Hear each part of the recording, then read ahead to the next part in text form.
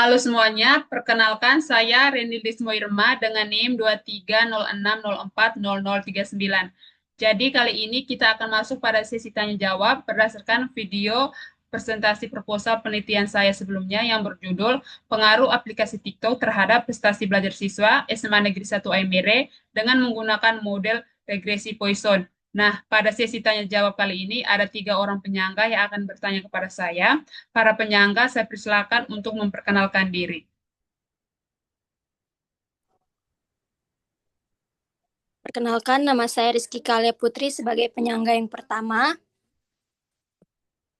Perkenalkan, saya Herlinda Fatmawati Jun sebagai penyangga kedua. Perkenalkan, nama saya Lancer Funia.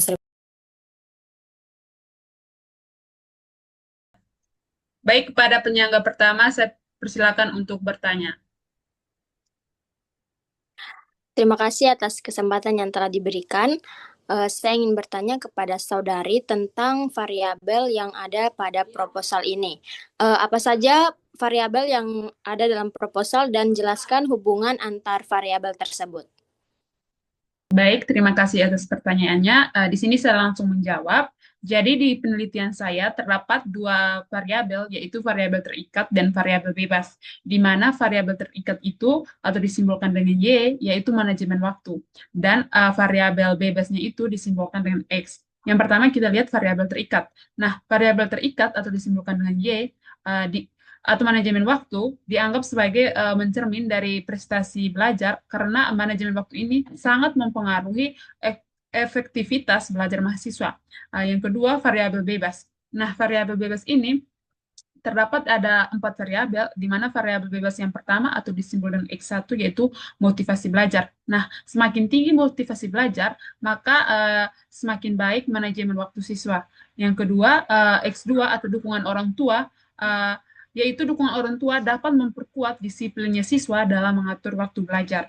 Yang ketiga, pemanfaatan TikTok. Nah, fokus utama penelitian ini yaitu untuk mengukur apakah intensitas atau cara penggunaan TikTok mempengaruhi manajemen waktu belajar. Yang keempat, yaitu keadaan keluarga. Nah, faktor lingkungan rumah yang bisa mempengaruhi perhatian, semangat, dan waktu belajar siswa. Nah, model regresi Poisson ini digunakan untuk menganalisis hubungan antara variabel-variabel bebas X1 sampai X4 terhadap variabel terikat. Nah, secara umum hubungannya itu kita bisa lihat yang pertama, X3 atau pemanfaatan TikTok diprediksi memiliki pengaruh negatif terhadap manajemen waktu atau variabel terikat yang digunakan jika digunakan secara berlebihan. Yang kedua, motivasi belajar dan dukungan orang tua dapat memiliki pengaruh positif terhadap variabel terikat atau manajemen waktu. Yang ketiga, keadaan keluarga. Nah, keadaan keluarga ini bisa berpengaruh positif atau negatif tergantung kondisi spesifiknya. Bagaimana Saudari Litri, apakah bisa diterima jawaban yang saya berikan? Baik, terima kasih atas jawaban yang telah diberikan, sudah pas. Baik, saya sebagai penyangga kedua, saya ingin bertanya, saudari menyatakan bahwa TikTok itu berpengaruh terhadap prestasi belajar. Nah, bagaimana saudari dapat membedakan apakah yang berpengaruh itu benar-benar TikTok atau justru manajemen waktu siswa secara umum itu memang buruk? Oke, baik, terima kasih atas pertanyaannya. Di sini saya langsung menjawab. Jadi dalam penelitian saya ini, saya tidak langsung menyimpulkan bahwa TikTok secara mutlak mempengaruhi prestasi belajar. Nah, yang saya ukur dalam penelitian ini adalah manajemen waktu siswa sebagai variabel terikat dan penggunaan TikTok sebagai salah satu variabel bebas. Nah, bersama dengan variabel lain seperti motivasi belajar, dukungan orang tua, dan kondisi keluarga. Nah, untuk membedakan pengaruh spesifik TikTok dari manajemen waktu yang buruk secara umum, saya melakukan analisis regresi Poisson untuk melihat seberapa besar kontribusi penggunaan TikTok terhadap perubahan manajemen waktu dibandingkan dengan variabel lainnya. Dengan metode ini, saya dapat melihat apakah hubungan yang terjadi signifikan secara statistik atau tidak. Baik, itu saja jawaban yang dapat saya berikan. Apakah saudara Saudari Fatma bisa menerima jawaban yang saya berikan? Baik, terima kasih untuk jawabannya. Saya sudah puas. Baik, saya penyanyi ketiga akan bertanya, saudari menyebutkan akan menggunakan likelihood ratio test dan uji Ward. Apakah saudari bisa menjelaskan kapan masing-masing digunakan dan apa maknanya dalam konteks penelitian ini? Baik, terima kasih atas pertanyaannya. Di sini saya langsung menjawab.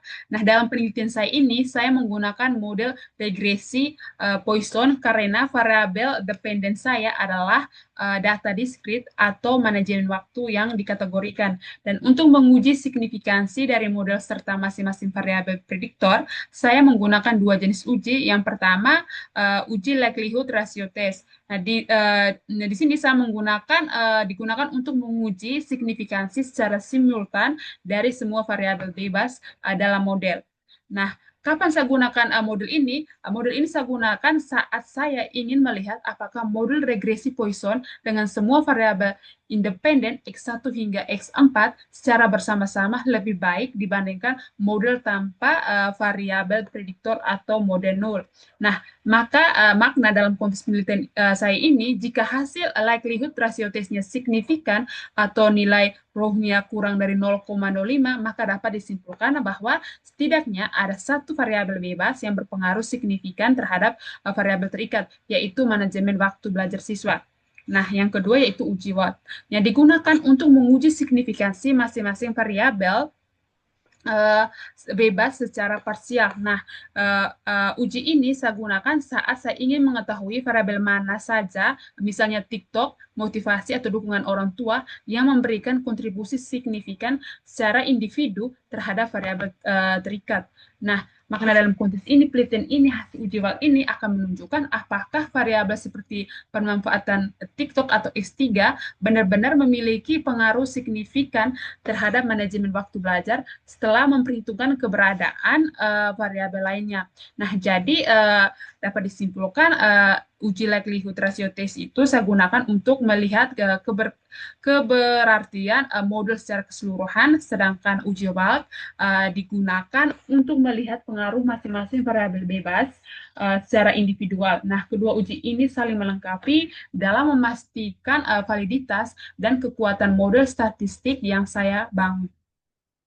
Itu saja jawaban yang dapat saya berikan. Apakah saudari uh, Lani bisa menerimanya?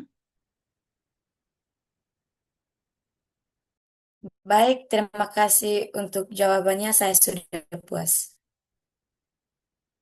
Baik, terima kasih atas semuanya. Sekian dan terima kasih.